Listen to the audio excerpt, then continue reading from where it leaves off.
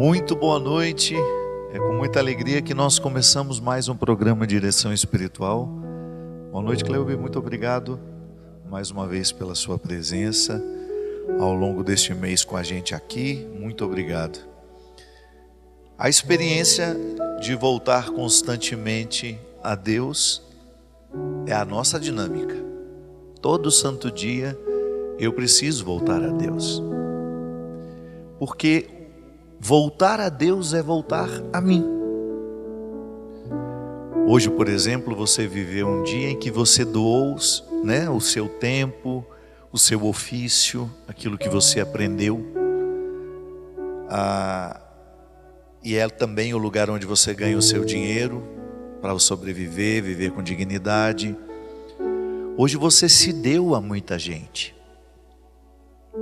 Você se doou. Ou então, se o seu trabalho é em casa e a rotina de uma vida doméstica é extremamente extenuante, as mulheres que vivem isso, os homens que vivem isso, tem um dia a dia muito doído, né? Fazer as mesmas coisas todo santo dia não é fácil. Você precisa driblar a mesmice da rotina e encontrar um motivo para continuar fazendo aquilo ali. É desgastante. Você se doou. Você andou, falou com muita gente, deu atenção, respondeu muitas mensagens, fez contato com muita gente e agora é a hora de voltar para si. Isso deveria ser todo santo dia assim. Depois de nos doar aos outros, é a hora de você ser só seu, de você ser só sua, mesmo que você durma na mesma cama com alguém. Você tem que criar uma rotina de retorno a si. É o retorno ao ser, porque senão a gente morre antes da hora. Ou então você começa a dar aquilo que você não tem mais. Que o desgaste do ser é justamente este.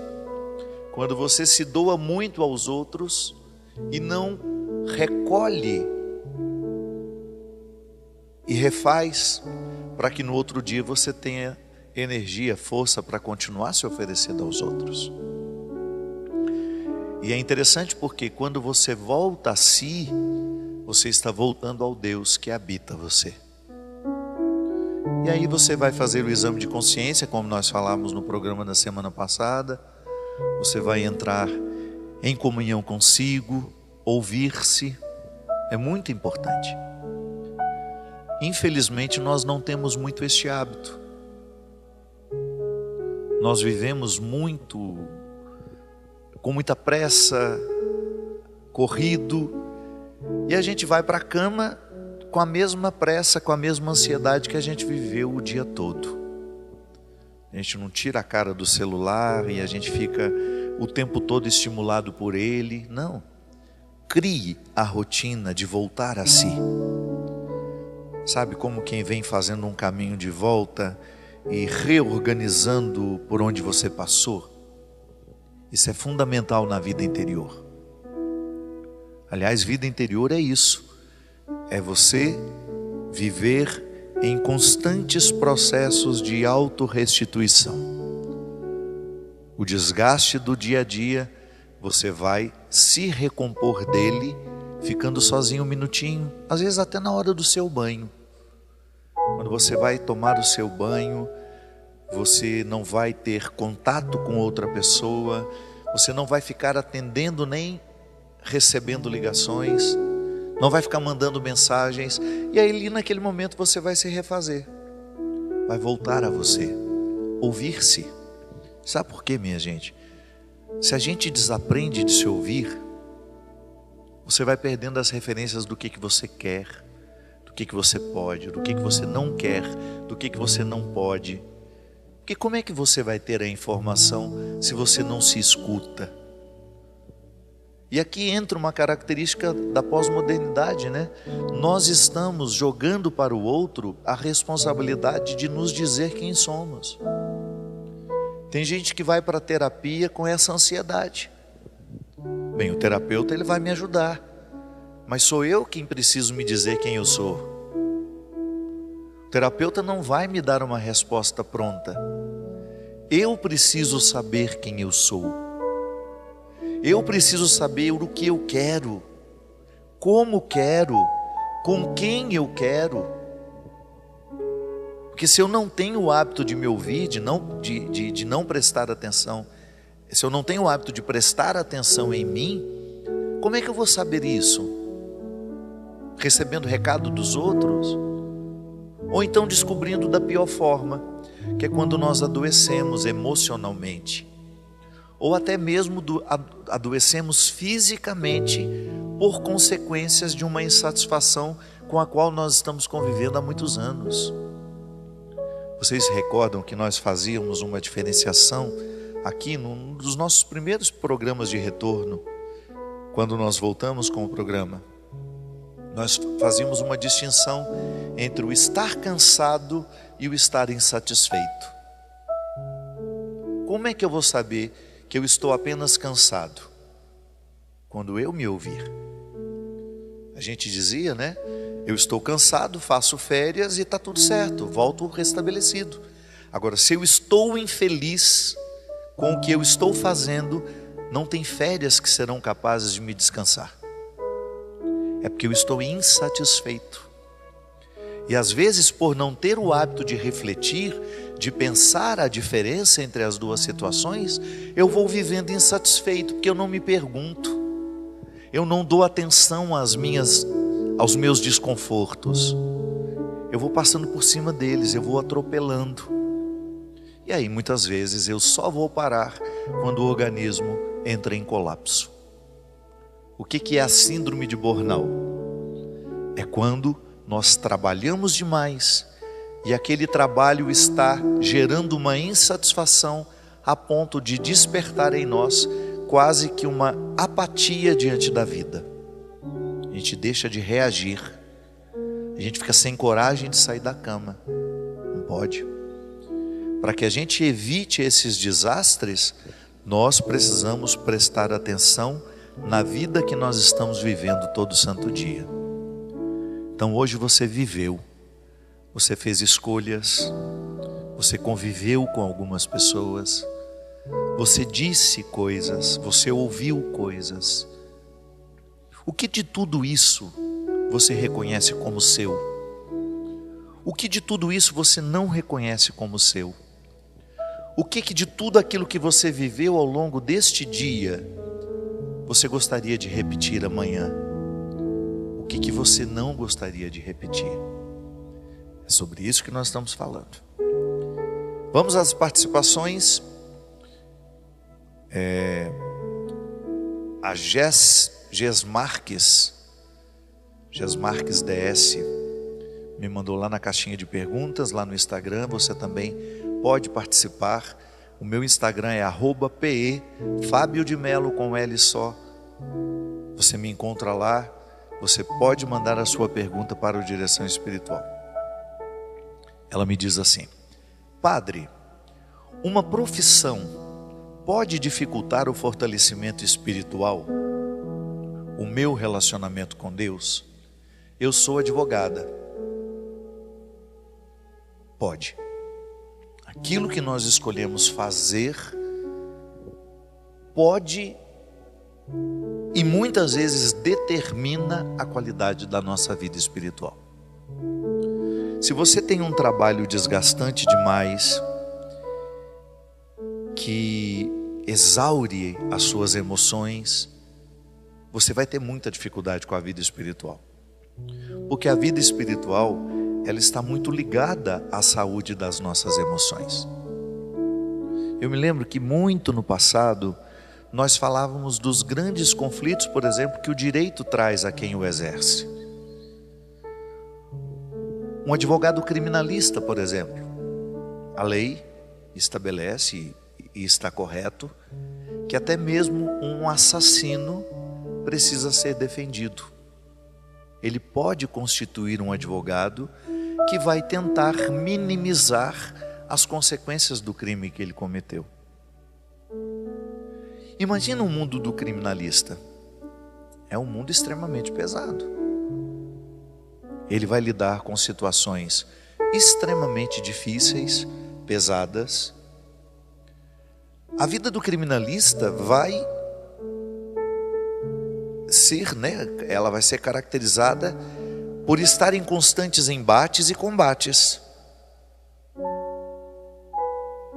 Como que isso vai repercutir na vida dele? Como ele escolher. De que maneira? Por exemplo, se eu fosse um advogado criminalista, eu teria muita dificuldade, porque uma notícia de um crime já me deixa ruim. Tanto é que é para isso que a gente precisa ter muita clareza, muito esclarecimento com a profissão que a gente escolhe exercer. Imagina que eu tenho uma alma sensível, que sofre muito com o sofrimento dos outros. Como é que eu vou conseguir entrar nesse mundo do direito criminalista? Então é claro que quando você está dentro da área que você escolheu, você vai ter os desafios próprios da sua profissão. Um médico, por exemplo, ele vai ter uma rotina também cansativa. Mas pensa, na medicina eu posso interpretar o meu ofício como uma oportunidade de trazer saúde às pessoas, e isso é um gancho para a minha espiritualidade. Eu não sei no direito qual seria o gancho, de verdade, nunca pensei sobre isso. Como é que um advogado que lida com contendas o tempo todo pode buscar um gancho para alimentar a sua espiritualidade? Aliás, valeria a pena a gente até ter o testemunho de algum advogado que no dia a dia consegue exercer o direito e ter uma vida espiritual saudável. Claro que é possível. Eu estou dando um exemplo de uma situação que eu desconheço. Estou dizendo que se eu fosse um advogado criminalista, eu teria muita dificuldade. Mas pode ser que aquele que seja, ele já construiu uma imunidade para lidar com aquela confusão toda, chegar em casa, cultivar a sua espiritualidade, ou até mesmo no exercício do direito, descobrir uma maneira de colocar ali o coração e a espiritualidade. O fato, minha gente, é que todo o ofício que nós vamos exercer na vida precisa estar em consonância com a nossa alma. Isso é fundamental para qualquer profissão que a gente vai exercer, que a gente escolha exercer. Vida espiritual é fundamental para nós exercermos bem as nossas funções. Então, para você que a Jessie, eu acho que é Jessie, você vai descobrir como é que, sendo advogada, lidando com tantas contendas, você vai construir vida espiritual. É o seu desafio. O desafio do médico será outro. O desafio do fisioterapeuta será outro. O desafio do nutricionista será outro. E o desafio do padre, porque o padre também tem como principal objetivo provocar a vida espiritual nas pessoas. Por isso que eu preciso, por uma questão de honestidade com o ofício que eu escolhi, viver em constante busca daquilo que realmente é espiritual. Eu preciso minimizar ao máximo as influências daquilo que nós chamamos do mundo sobre mim. Eu não gosto muito dessa expressão, porque dá a impressão que o mundo é um lugar ruim. Não.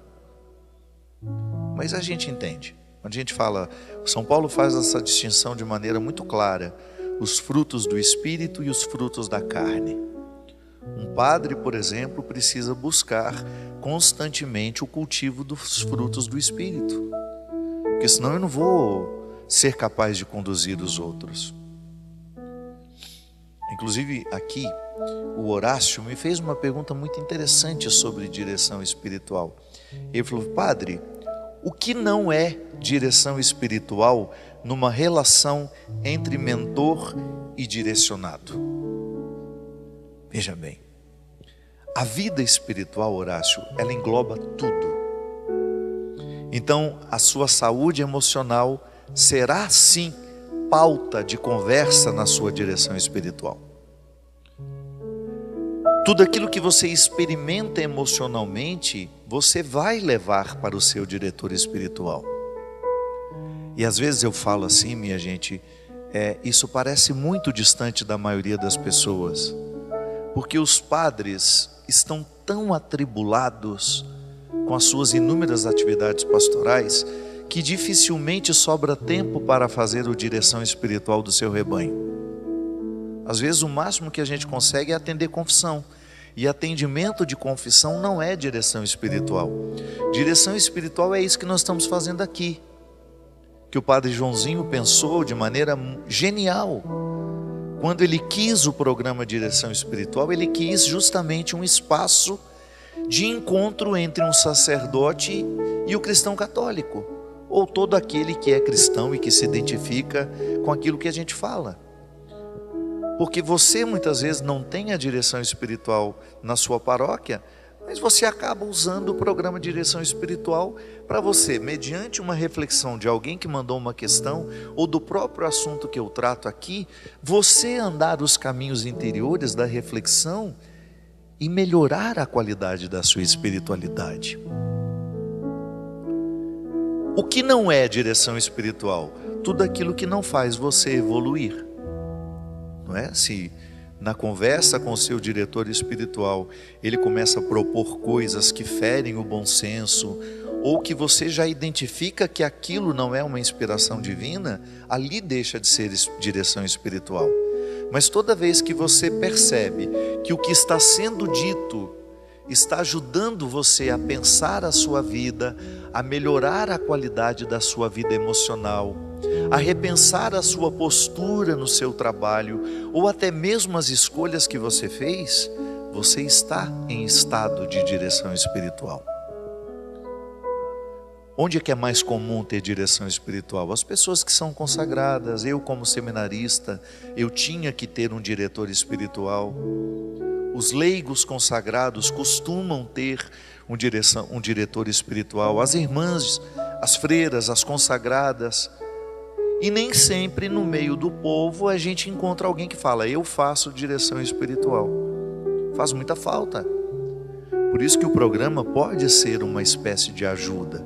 Não substitui aquela conversa que você pode ter regularmente com um padre, com um pastor. Não sei onde é que você congrega, qual é o seu cristianismo, se você é um cristão católico, se você é um cristão ortodoxo, se você é um evangélico. O fato é que a direção espiritual é fundamental para a educação da consciência cristã. Nós estamos falando disso o mês inteiro.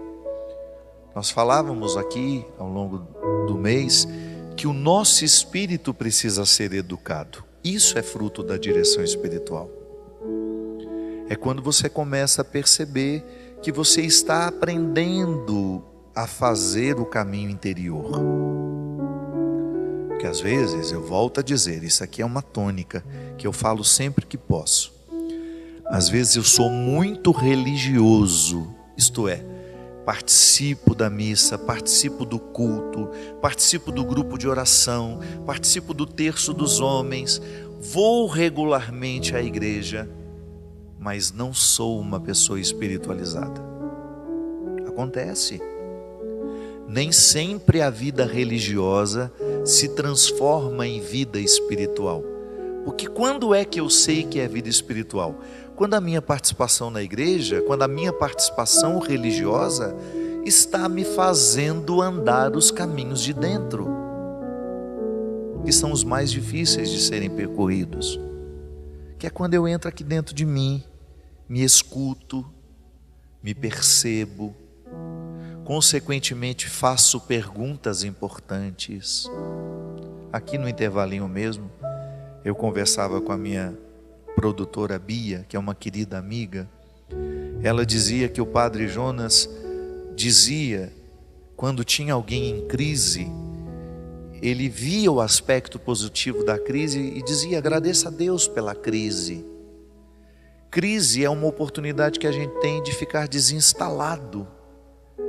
Como dizem as pessoas, né, de forma às vezes até muito volúvel, pensar fora da casinha, sabe? Você ter a oportunidade de olhar-se com uma fecundidade que no dia a dia a gente não tem o hábito de se olhar. Você ouvir o que você tem a se dizer.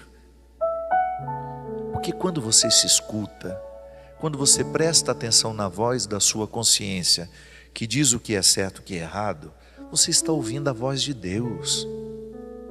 É que às vezes, ingenuamente, nós temos a ilusão de pensar que Deus vai falar com a gente com voz de trovão. Meu filho, não. Deus fala com você por meio da sua consciência. E muitas vezes vai falar com você por meio da minha reflexão, mas que vai acordar a sua consciência. Repare, não sou eu que estou fazendo isso com você. Não sou eu que estou despertando o seu entendimento. Eu estou sendo apenas um instrumento para acordar a voz interior que vai dizer a você o que é certo, o que é errado, o que você deve fazer, o que você não deve fazer, onde você deve insistir, onde você não deve insistir. A palavra que vem de fora, ela vai provocar um movimento interior. Então, eu não sou o responsável pela sua reflexão. Eu apenas dei início a ela e depois você continuou. O verdadeiro diretor espiritual não dá respostas prontas. Da mesma forma como o bom terapeuta também não entrega respostas prontas, porque a verdade é uma construção. Quando eu me pergunto se estou bem, é porque isso você escuta toda hora. Você está bem? E você? Você se pergunta isso?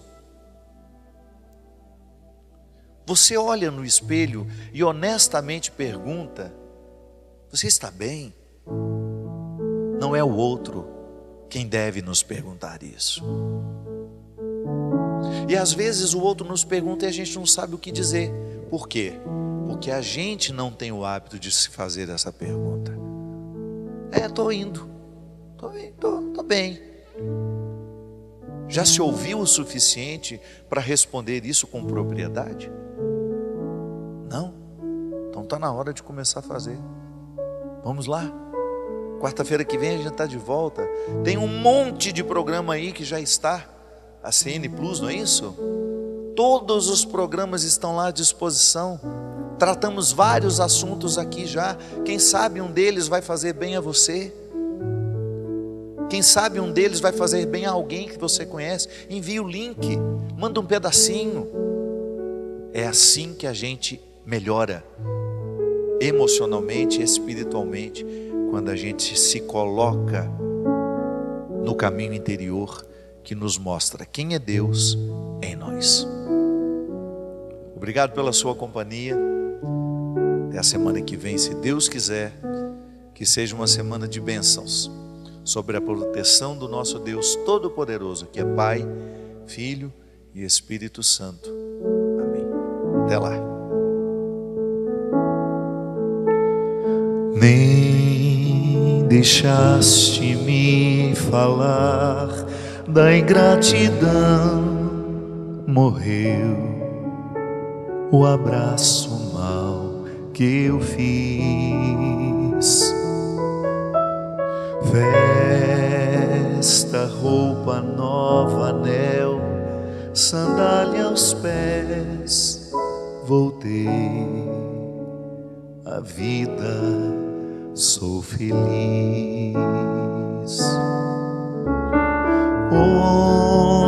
Confiei no teu amor e voltei. Sim, aqui é o meu lugar. Eu gastei teus bens, ó Pai, e te dou este pranto em minhas mãos.